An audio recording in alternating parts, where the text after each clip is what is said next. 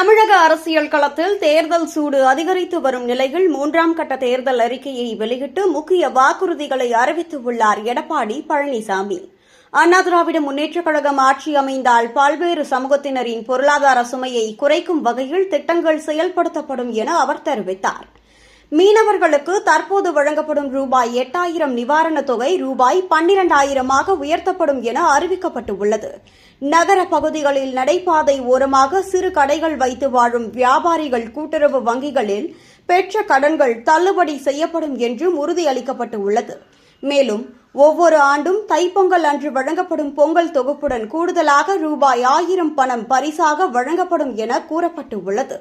கைத்தறி நெசவாளர்களுக்கு வழங்கப்படும் இலவச மின்சாரம் 300 யூனிட்டிலிருந்து 450 யூனிட்டாக, விசைத்தறி நெசவாளர்களுக்கு 1000 யூனிட்டிலிருந்து 1400 யூனிட்டாகவும் உயர்த்தப்படும் என அறிவிக்கப்பட்டுள்ளது. வேலைவாய்ப்பு அலுவலகங்களில் பதிவு செய்து வேலைக்காக காத்திருக்கும் பட்டதாரிகளுக்கு மாதம் ரூபாய் 2000 மற்றும் +2 முடித்த இளைஞர்களுக்கு ரூபாய் 1000 வழங்கப்படும் எனவும் தெரிவிக்கப்பட்டுள்ளது.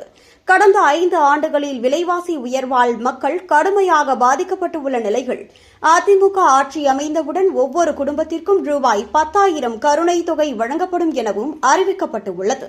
இந்த வாக்குறுதிகள் தேர்தல் அரசியலில் புதிய எதிர்பார்ப்பையும் அரசியல் விவாதத்தையும் ஏற்படுத்தியுள்ளன.